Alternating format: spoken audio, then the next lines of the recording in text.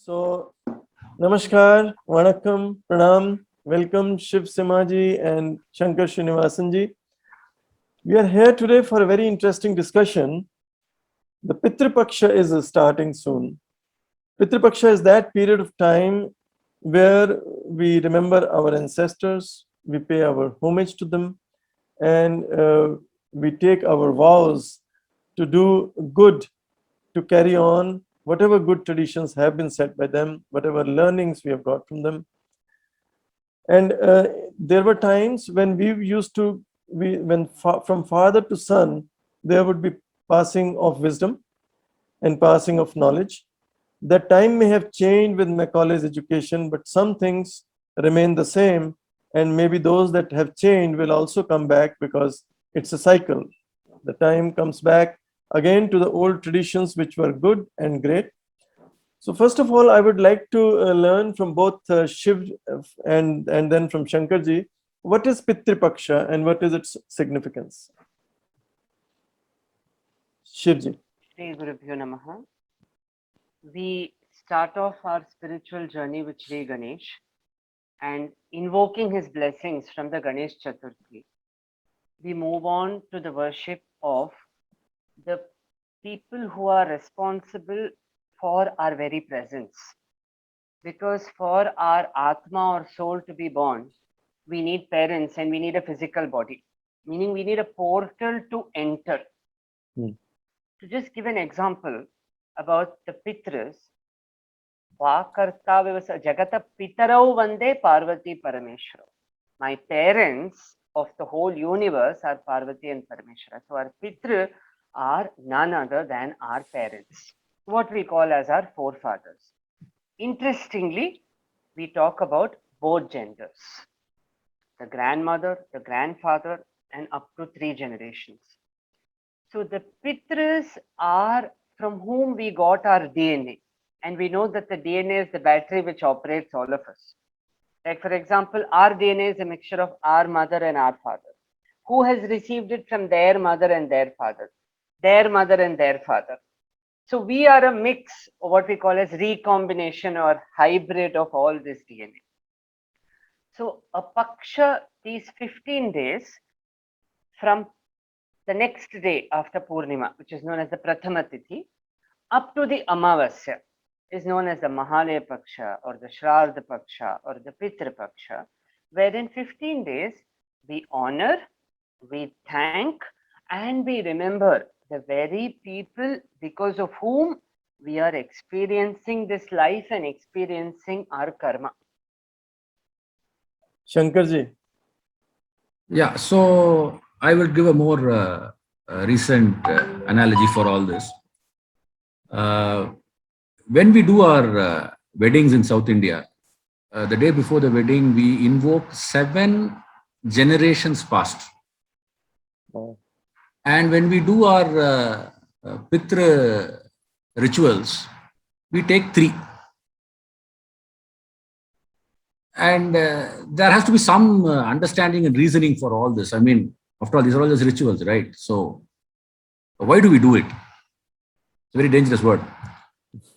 So my understanding of going through all this with all our other rituals that we follow is that if I have a common ancestor with somebody else, then marriage between our families may result in a child which may have some problems in its DNA. So the next generation, let us say I have a common ancestor at the 3rd level. So that means my children and their children can marry. That is the 3rd, 4th cousins, they can marry, but possibly not the 3rd cousins. So this is my interpretation of why we have this recording done forcefully in our rituals. Similarly, when we go 7 generations in marriages, in today's nomadic world, if you can get 3 generations listed, it will be an achievement. But if you are of the same place, you have not moved for generations from a particular village or city or whatever it is, the probability increases for you to identify 7 or 8 generations. So that again shows as to the consequence of your life in society and whether that consequence has been realized. If I have been around for 7 generations and nobody around me has been around for 7 generations, then it is only natural that I should be a leader in society. So if I'm not a leader in society and somebody else who is a more recent entrant is a leader in society, then my family was never of consequence. So a person looking for an alliance in my family may think twice. So this is the way in which all our rituals are brought into real life, what shall we say, understandings, which can help others form an opinion about you or yourself arrive at a better decision when faced with the multitude of issues on a daily life. So this is very interesting that in case of death, we look back for 3 generations. In case of marriage, we look back 7 generations. As a doctor, the interesting observation is that several thousand years ago, maybe 5,000 years back, there was an awareness, there was a knowledge when the world was living in caves, when the rest of the world was living on the trees and caves or hunting and roaming around naked, our ancestors were aware of the genetic aspect of the human body and aware that what inbreeding does.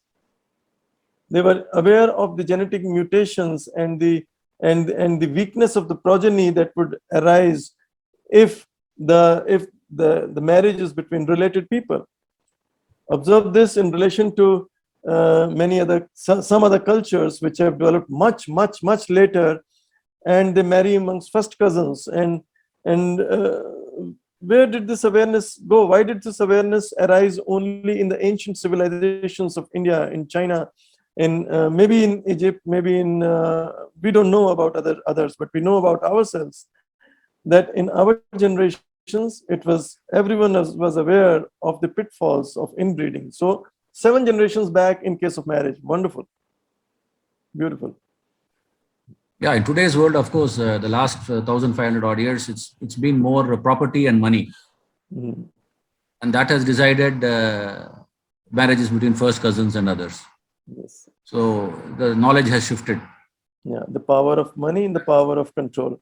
So what are the observances recommended during Pitru Paksha? Shivji, what are the absolute observances that are recommended or that are followed during Pitru Paksha or Shraddha Paksha or Mahalya Paksha? Firstly, before we talk about the observances, I would just like to clarify one thing. It is not at all an Ashubh or an inauspicious time. The word Ashubh can never be used with our forefathers, our grandfathers, and their great grandfathers, because they will always only have love and blessings towards us. Yes. It is just a time that we focus more on them in gratitude, in tapasya, in offering our honor towards them, so that we are not diverted in other material activities, say a wedding or a griha pravesh, which would probably divert our attention to that. So the first thing that is recommended according to the Shastras is what is called as the Tarpan. The Tarpan is an offering of water and sesame seeds. Each particular padartha or substance on this earth has a particular vibration.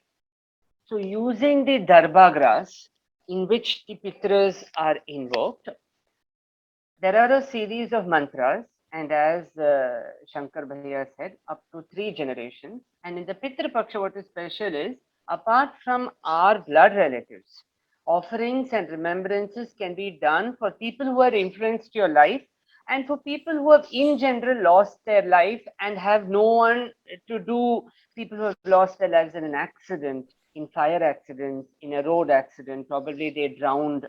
We can offer it for anyone. So under the guidance of a pujari or a priest, these mantras can be chanted by a person, the eldest male member of that particular family, and offer the tarpan.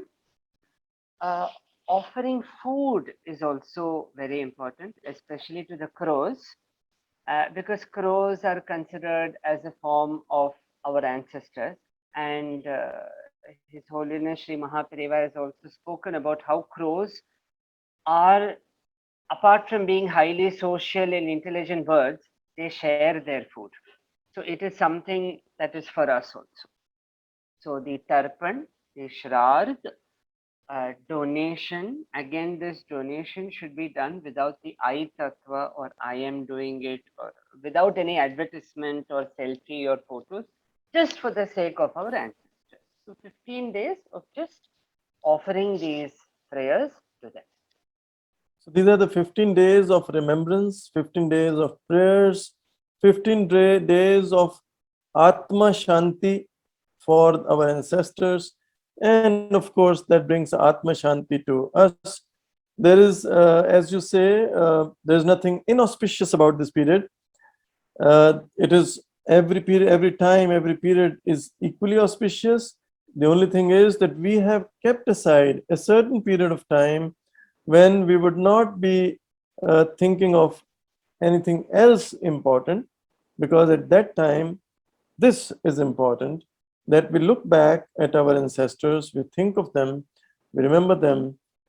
It also, interestingly, would give a lot of closure to know, or to at least feel, that our ancestors or their spirit or it still lives amongst us, between us. So, Shankarji, your take on whether this period, in this period, can people start something new just in case there is no escape and they definitely have to do it? Is it an inauspicious period for that? Or yes, they can start something new if it cannot be avoided?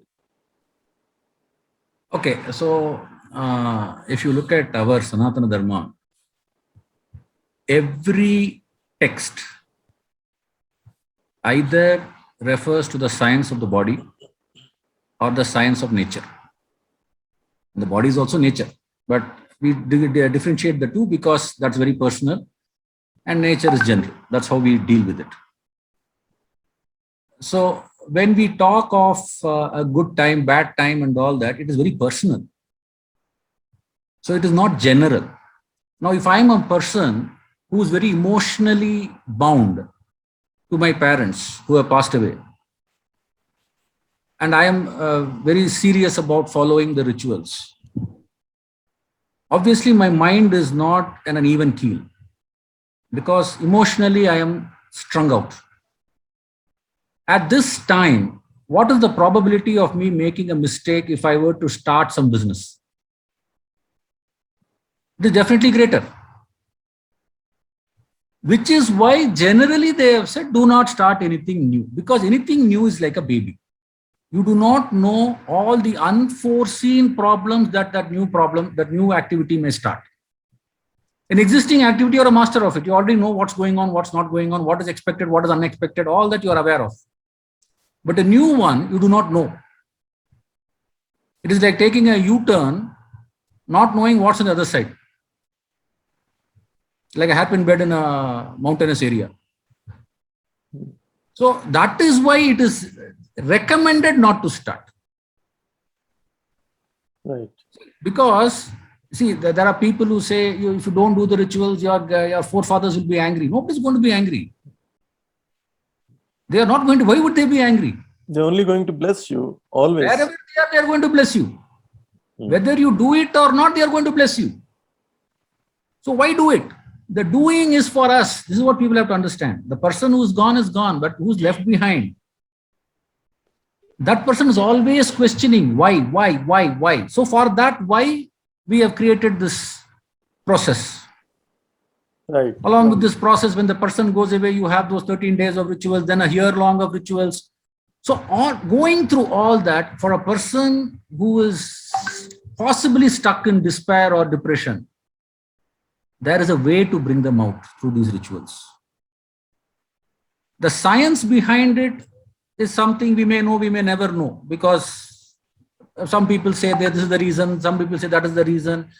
Even 2-3 years back, some scientist has found out that the human body, it has some movement even after death.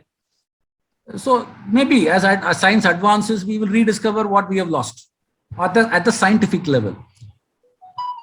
But these rituals came out of that very science. And therefore, the reasoning may be lost today, but the practice is not lost.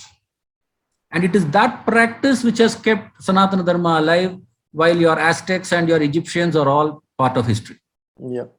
Thank you. And that's why Sanatan is timeless, will forever be timeless, no matter the critiques, it will always be timeless, because the similar observances are there in almost every tradition. Number of days can be different. It can be one day, it can be just visiting the grave on a particular day. So many different forms. All of that flows from the original Sanatan. As they say about the Bharatvarsha, ये वंदन की धरती है, अभिनंदन की धरती है, ये अर्पण की भूमि है, ये तर्पण की भूमि है. So in this Vandan ki dharti, Abhinandan ki dharti, we do this Vandan and Abhinandan to our ancestors in the coming days, starting soon. And meanwhile, we will be talking of other aspects related to the Hindu philosophy and the ancient Hindu tradition. Thank you very much, Shiv Simha ji and Shankar Srinivasan ji. Namaskar, Pranam, Vanakkam.